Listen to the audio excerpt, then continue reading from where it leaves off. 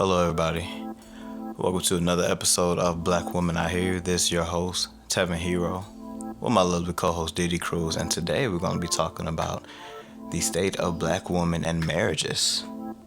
You know, is it hard for black women to find a guy to marry these days? You know, marriages outside of the race.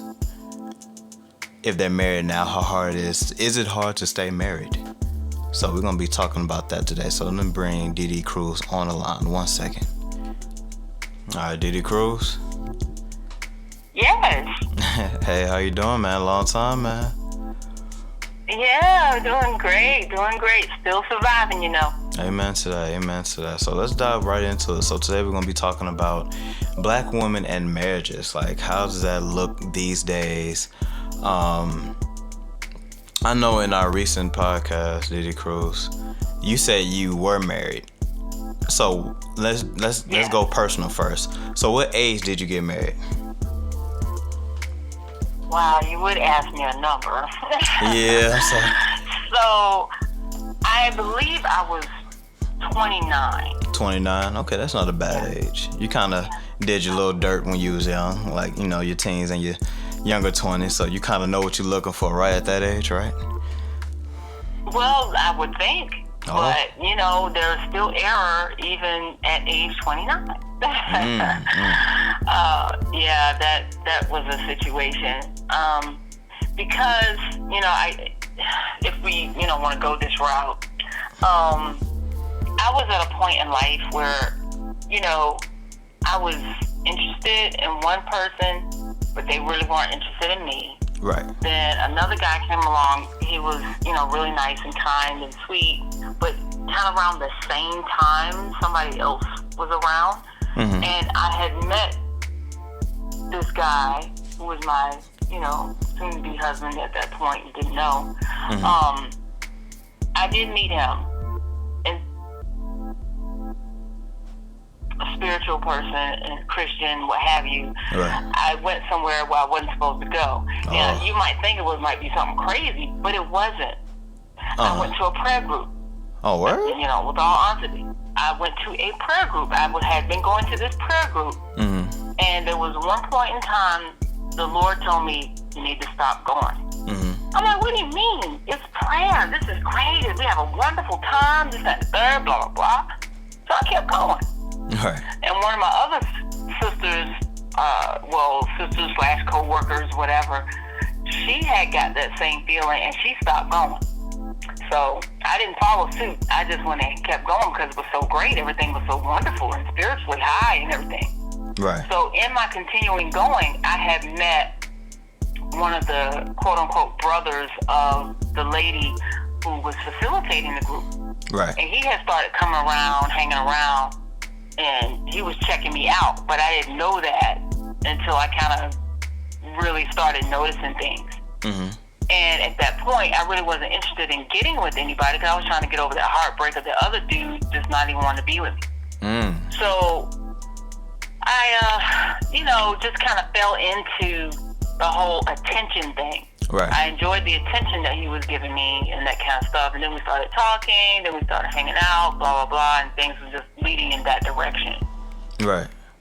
And then we started to become intimate and everything, and I was kind of fearful about getting pregnant again outside of marriage. I'm like, oh, God, this ain't gonna work. Yeah. So, you know, we ended up getting married. We ended up, you know, just going to just look peace or whatever. So it was a hitch thing. You know, I don't know the term they call it nowadays, but, you know, we just got hitched, basically. Right. And it was more I would say it was more out of desperation, loneliness, tired of being alone. I was, you know, getting into my 30s, and you know how they say your proverbial clock is ticking and all that kind of foolishness. Yeah. So that what it was. It didn't really have to but it really had little to do with the actual guy. It was more like the pressure you kind of put on yourself to want to be married, and like the fear of being pregnant and stuff like that. Yeah, really, to be honest with you, you know, and I cared for him a lot and everything. Yeah. But to be honest, to look at all of the signs and stuff like that, we were not compatible. We were not supposed to been together. You know, he was on a whole different level. I was on a whole different level. Right. You know, we weren't even in the same book. Right, you know what I'm saying? He's in a comic book and I'm in a textbook. You know what I'm saying? Right. So it was not what it should have been. You know, if I had took a different route to my loneliness, if I had taken a different route to, you know, staying focused to really what I wanted in life, it'd have been different. Right. And on top of that, being obedient to the voice of the Lord. He was telling me, don't go. And it wasn't so, and it was things I didn't know about that he knew about, you know. But, you know, being strong-minded and was going to have my way anyway, there you go. So there's a lot of variables involved with that. And, you know, and that might, I can't really say for everybody, but the stories that I've heard, whether positive or negative, you know, about how some people's marriages, they met, love at first sight, they got married, they stayed together 50,000 years, you know, that kind of stuff. And then there's others that, you know, maybe, you know, dated a long time, you know, got married, and then years later they end up getting divorced. So it's a lot of variables involved with marriage, you know. You know, in the black marriage, and we have a culture of, you know, wanting to stay together, wanting to be together, and, you know, family was meaning a lot. And I've alluded to this in another series that, you know, the family has really broken down. You know, there's no sense of community anymore.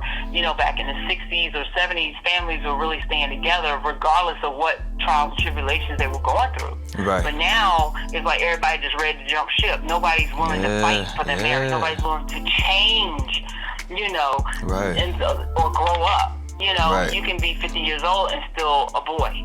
You know, still be immature. You know, and same thing for the females. But you have to know your limitations. You have to know where you need to change, where you need to grow up. Because it's not just about you anymore. It's no longer a single life. It's married life. Exactly. You know, there's a sacrifice, there's a commitment. It's a lot more to it than just getting hitched, you know, and just having babies or just having legal sex or whatever you want to call it. You know, legal sex. It's more to it than that. And I've been watching a series, and I'm putting a plug in for somebody I really don't even know. His name is Jerry Flowers, and he has his show on ministry, rather, on YouTube. And him and his wife talk about a lot of different things,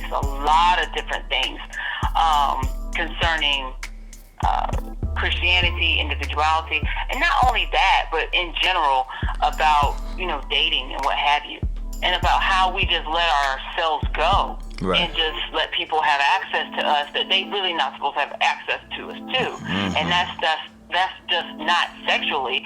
It's just having boundaries, even with information. It's like, you know, some stuff you don't need to know on your first date. Some things you don't need to know on, you know, your 6 months date or whatever. You know, all that kind of stuff. So there's a lot of variables into this marriage thing. And I'm going to say this one thing, and then I'm going to let you ask your more questions. How is it that we have to go to driver's ed or take a course, you know, learn how to drive? Somebody has to show us how to drive, all of that, and teach us how to get a driver's license. But yet, it don't take all of that just to get a marriage license. Damn, that's so true. People are shipwrecking their lives. That's a genuine, legit question. Like, why is that? You know, and honestly, I'm glad you asked that, because my next question is, this day and era, is it really hard to find a guy that you want to marry these days? Like, is it hard to find someone to marry these days that you want to spend forever with, or is it even a forever anymore? Well, to answer that is, to me personally, yes, it's harder to find the one, quote unquote, because there's so much out here. You know, you got social media, you got all of these websites, you got all these apps and dating apps and all this kind of stuff that's available to you. Right. And so nothing is truly organic anymore. Like, you know, you go somewhere or you just happen to meet somebody, y'all connect, y'all change phone numbers, and it just kind of blossoms over time or whatever. Right. Now, you got 50 million guys or 50 million girls on your app that you swiping left or swiping right, and it's like, well, it's just a face and some words. You know, and you just kind of decide if you want to, you know, chat with them or talk to them on the phone. But it's like you got to go through 100 million people just to find the one that you want to connect with. And so, me personally, I feel like it's so much harder. And it shouldn't be this difficult. I mean, you shouldn't have to go through a whole bunch of people just to, you know, find the one. And I want to add this caveat, too. Even when you go through all these people or meet all these people, like I said, you got to have some kind of boundaries because you don't want to just give yourself to everybody, you know, just because they're giving yourself attention or whatever. Right. It's just too much. By the time you get to like the 100th person, you go out. You don't even want to be boss. You know what I mean? Right. But the second part of the question about is there a forever, that depends on your level of commitment. And so that's what I'm saying. You know, what is the purpose? You know, that's my thing. Right. Having to come out of a marriage that seemed purposeless and not going anywhere. Right. And I'm like, you know, if I get married again, it has to have a purpose. It cannot be just because we want to hook up. It cannot be because we just don't want to be alone anymore. Right. There has to be a purpose. Where are we going in life? What are we doing? What are we building? What are we creating? What are we, you know, what's the plan? What's the, you know, magnitude of it? We're not just getting married just to sit here and look at each other. Exactly. And, you know, what are we going to do in life? You know, what are we going to build? What kind of wealth are we going to build for the kids and all this kind of stuff? It has to be a purpose. You have to be going somewhere because life is a journey. And when you add somebody onto your journey, are y'all going the same direction? Right. You know? Right. That's so true. Key, yes. Know?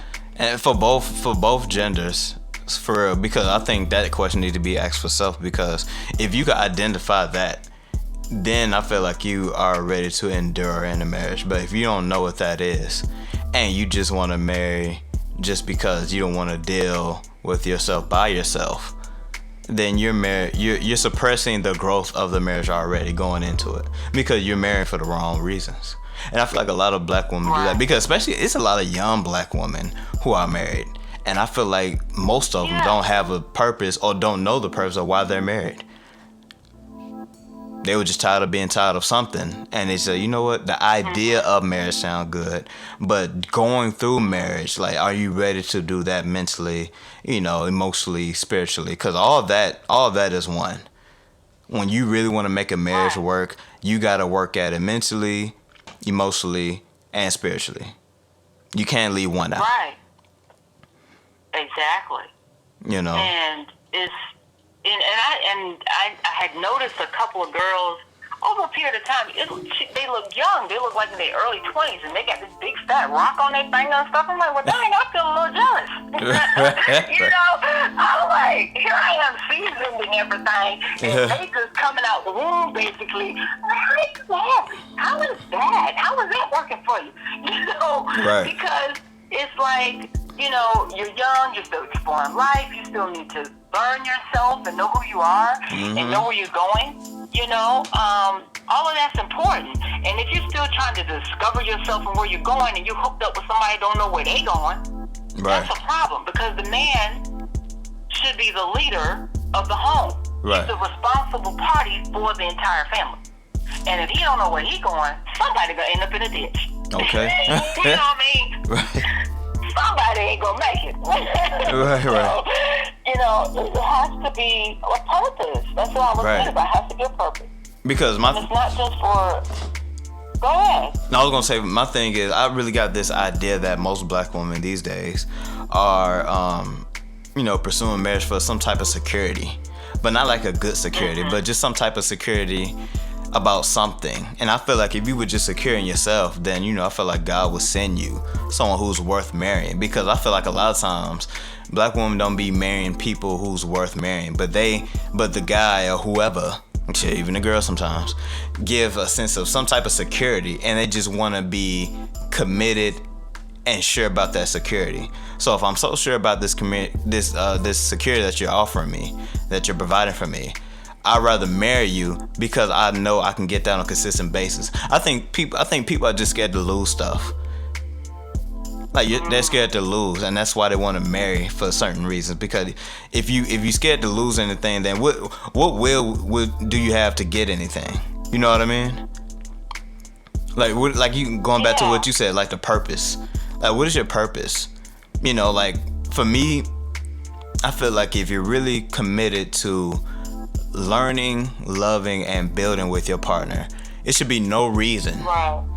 Outside of cheating, of course, or whatever, it should be no reason why you should be bored of your spouse, or the love is not there anymore, or things get tired and this, that, and the other. Like, nah, like that should be a everyday burning thing if you're really focusing on loving your partner, building with your partner, and learning your partner every day. Exactly. And it's like, it's not about you anymore. Right. You're loving that other person, building and strengthening them. Right. Because if you have two giving people in a relationship, I believe y'all can make it. But if you got one taking and one giving, that ain't gonna work. Right. Or both taking, that's definitely not gonna work. You know. Oh so my you God. have to you're self-sacrificing for the other person, but you're not doing it out of duty. Yes. You're doing it out of love and genuine care for that person. Like, hey, I want to be there for you. I can see the desires that you have. I want to help you reach your goals. I want to help you do those things and be reciprocated. And I'm really glad you said that, because I really think on both sides, both men and women, especially black men and black women, since we're talking about black women, I think that's the state of the mindset and the heart and emotional state that we're in right now. We're all about taking now. We're rarely find it's rare that we find someone who really want to give and nourish, you know, and like love from the heart and give from the heart, stuff like that. People been through so many things. They tired of giving now. You know what I mean? They just want to take. Like, I want to take your love because the love that I've been getting hasn't worked for me. So I want to take yours. If it feels right for me, I'm going to take it and go about my day. It's not like I'm going to take your love and nourish it, and I'm going to give and I'm going to reciprocate that same love back to you. It's just like, what can you do for me? What have you done for me lately? That's the mindset mindset we in right now. What can you do for me, and what have you done for me lately? That's why nothing lasts anymore. Not even just marriages, just friendships and relationships. You know what I mean? Right. There's no giving anymore. Exactly. It's just what can you? It's giving in the essence of what can you give me? What can I take from you? You know what I mean? That's how we're looking at each other nowadays. That's what I feel like. Yeah, and it's unfortunate, and you know, with media. And all of that plays into what we see. And it's like what we see, we mimic. Yes. You know, even down to the clothes we wear and the things we say and how we treat one another and everything like that. Because it's more negativism being shown in media than it is positive. Right. You know, and you know, if you take a group of women, a group of married women, and survey them. And it's like, well, if your man did this, what would you do? You know, Right. I mean, you could get a variety of answers. Yeah, right. You know, whatever that activity is that he did. I mean, it could be just, you know, simple stuff, not putting the toilet seat down or whatever, you know, not putting the toothpaste cap back on. Simple stuff that, you know, some people would just go off about. I'm like, okay, it's not a federal case, even though you might be OCD. But don't bless them out, you know, jump all over them because they don't meet your expectation per se. And that's another thing. We go in with certain expectations that one, excuse me, I gotta sneeze, I'm sorry. Go ahead. Sorry about that. No, and so we go in with these unrealistic expectations, and most times we don't even share that with our partner, that we have those expectations. Then we get into the thing, and then we want to come all out the woodwork with this long line, a list of things that they must do or must not do, and then it's a problem. There's a lot of stuff that needs to be discussed Right. before you cross over and say I do. Because once you say I do, now you're saying you don't. You didn't do in the first place. Okay. Say that part again. No, don't ask me to say it Right. again. I don't know. But that's what I'm saying. A lot of things are not being discussed. And especially like with young married couples, if they have not discussed the whole child rearing thing, or having children altogether, or knowing that your spouse doesn't want kids, and then you know you want about 3 or 4, Right. there's a problem. If you go in that marriage thinking you're going to change their mind either way, that ain't going to work. It ain't. So that's some things that have to be settled before you get married. And here's another thing too, another analogy for you, like I gave with the driver's license. Big businesses do mergers. They acquire other businesses. Do you know they take years before they do that? Before they sign the dotted line? Yeah. They survey, they watch, they study, they check out all the figures and all the dates and how things will merge together. Right, there's a number line up, when the merger happens. Yeah. You know, they take their time in doing these things. And so once they've merged the companies, I don't think I've ever heard of a company unmergering or unacquisitioning a company. Right. That's for keeps. Period. You know? And so with marriage, why is it so happenstance? Why is it so willy-nilly? That, you know, we're not trained, you know, we're not coached, we're not mentored, we don't have no kind of real plans, we don't have no real purpose, but it's just, you know, it's just feeling our loneliness. Yes, it's just feeling. And have a warm body every night. Right. No. Right. It's become so watered down. God created marriage. He created sex for marriage. He created the family. But with all of that being watered down, broken apart, practically destroyed, it's no big deal now. If you say, ask the people, you know, are you married? No, I'm not married. Never been married? Are you divorced? It ain't no big deal now. It's like, oh, okay, whatever. Yeah, I'm right. on my 3rd marriage. What about you? I'm on my 5th. Oh, okay. Like it's nothing. Right. Like it's No nothing. big deal. Right. It's like it's lost its value. Yes. It's really sad. Like it's no different from just being in a serious relationship, except for a paper in Texas, a document in Texas. That's it. That's the only thing separating marriage from like a exclusive relationship or whatever. Yeah. But, I mean, it's a benefit with them tax benefits, you know. It's a benefit with I wouldn't know those nothing. things. And, you know, especially if you're going to be with your partner all these many years. Right. And you've invested into them. Right. And they pass away, you don't get anything. You know? You A out. Because there was no commitment. There was no security, you know? Right. But, you know, you have to look at those things too. But, it's a sad state of affairs. Now, there are many good quality marriages that you can see from the outside. You don't know what the marriages is going through. Right. People that's been together 40, 50 years, you know, all that kind of thing. Had to You endure don't a know lot. what they've suffered through. Yep. Had to endure a lot But and this, it's that, and the just other. that, oh, yeah, you got to endure life together. Yeah, Right. you might love them, but you might not like them every day. You know, Right. Which is natural. You know, you might not be wanting to be in the same room with them. Right. You know what I'm saying? Because you need your own space. But see, that's where parameters and boundaries got to be laid out. You know, we don't take time to do that. And one of my son's friends, he's married as well, young couple, like him and his wife. Right. It's like every time when the husband, which is his friend, want to go somewhere or, you know, be around his family or friends or whatever like that, his wife always shies away from it, don't want to do what he want to do. But when it comes down to what she want to do with her family and her friends, they always doing what she wants. And I'm like, now this is a secondhand information, you know. Yeah. But I'm just hearing this, and it's like, that's totally one-sided. Because even if you don't like being around his friends or like being around his family, it's still not fair.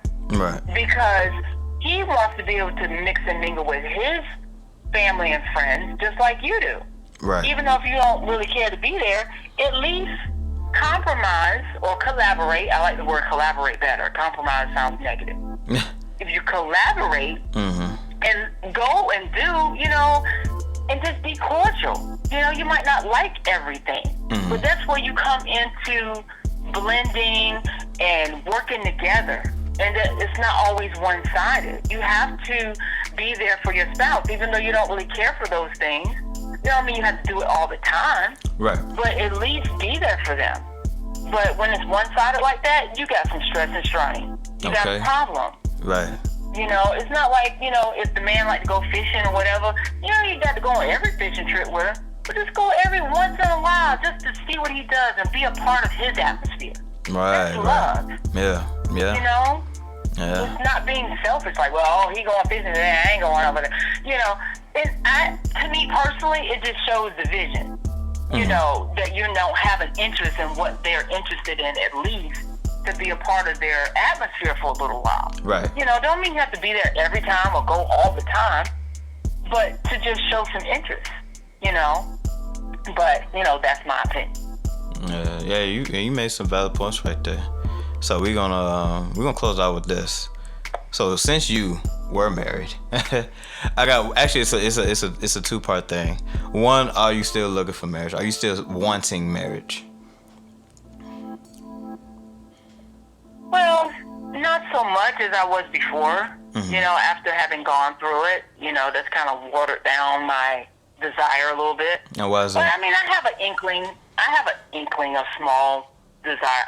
On the percentage scale, I'm like at maybe 30-40% wanting to be married again, and the other part not really.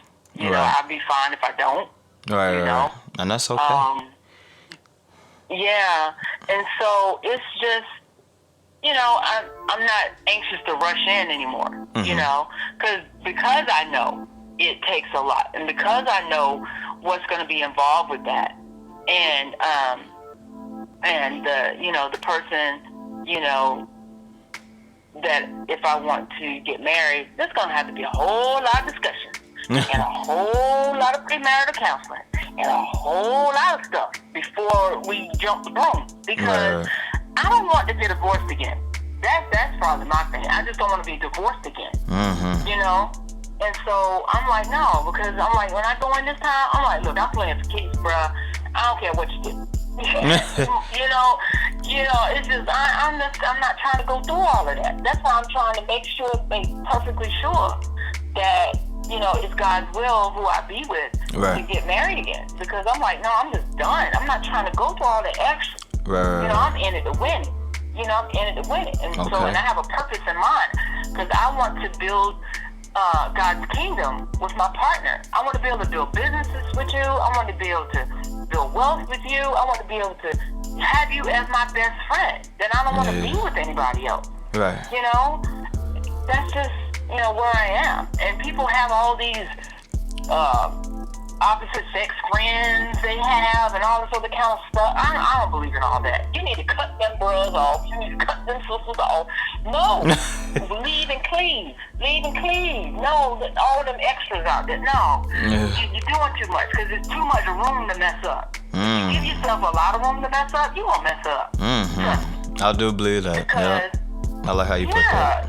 You're giving yourself room to do it. Right. As I think my mom said, give yourself enough rope to hang yourself. Right. Yeah, it's like you're giving too much room. And, if their friends, these so-called friends you have are single, no, that ain't good either, because they want to give you all kinds of advice or pull you back into that single-mindedness, single thought process. Right. They're on a whole different level. It's not the same kind of level. Y'all ain't got a real good conversation. And you don't need to be talking to your friends about your marriage or your partner. That's between y'all. Period. I don't care if he does keep the toilet seat up. They don't need to know about it. And if he does please you out the ceiling, they don't need to know about that either. Cause all that's access. Yeah, all that's access. Yeah, definitely agree. Man. Definitely agree. So we're gonna close out with this. So, do you have any womanly advice, black womanly advice, for any young black woman who's looking for a marriage or wanting to get married in the future? Like, what do they need to look for in the man? I'm sorry, can you repeat that? I said, what do they need to look for in the man that they're marrying? Like, what core values? I don't know. Everybody's different, but what core value? Yeah, they are. Yeah, what core values should they look for in a guy that they want to marry? Well, I'm gonna start with this. One, you have to be together. Yes, You have amen keep to that yourself part. together. Yes, please. Because if you're looking for certain qualities in a person that you don't even have in your own self, that's a problem. Boom. Because you're looking to that other person to fill your gaps. Fill the And void. Yep. That's not good. Because what happens is when you go in thinking they're gonna fill your gaps or complete you, that's just a misnomer right there. No. They need to compliment you. And it's just like a pair of shoes. If you got one shoe that's all broke down and everything, you can't really wear, and then you got the other shoe that's okay, you can wear that. There's a problem with that person who had to walk in them shoes. It's going to be lopsided. It's going to be tripping you over. It's going to be causing a problem. And it's not going to work. They had to throw them shoes out. So it's the same thing with partnership. You have to be a complete person. You might not be perfect, but complete to the part where you're not leaning on your mate to fulfill every need that you have. Right. You know, because only some needs God only can fill. Amen. And some broken areas only God can fix. Amen. You know, and so you have to have yourself together. Because it's like, you know, I want a man who's built and he got money and all this other kind of stuff. Okay, what you got? You know, you eat ice cream every day and you spending your money at the mall every day? No, that ain't gonna work. There goes the ice Because cream. he be tired of you. He be like, we ain't doing all of that. You know, no, we need to save money. We need to do well. How you think he got the money? He keep it. You know, he's spending it every day. Right. And so he's not going to want a woman who's spending his money like that. You know what I mean? Amen to that. So you really have to look at those things that you are desiring. Okay, can you fulfill that for yourself right now? You know? So, you know, be you. Be a complete you before you're looking for somebody else. And when you do find that other person that, you know, seem to compliment you or seem like you want to connect with and that kind of thing, you have to have boundaries. You really do. You got to have boundaries and you got to have some standards.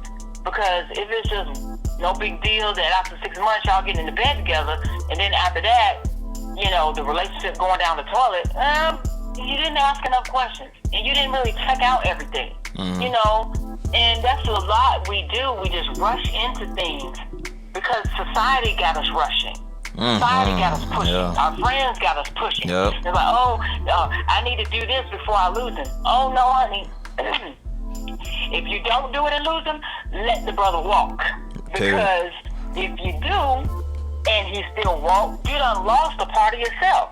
So it's better to keep all of you and let him walk. You know what I mean? Amen. So you're valuable. You have to know your value before you just let somebody enter in your life and have all this access to you without a commitment. And you have to see in that other person that they have standards too, that they have morals, that they have a good world view, that they're going somewhere in life. You know what I'm saying? And not just them going somewhere in life. You got to know where you're going, because you just can't tag along for the ride, because you're going to end up being dead weight for them. Right. You know what I mean? Right. Shit. Yeah, that's true, man. You dropped a lot of jewels right there. And we're going to drop the mic on that. We out.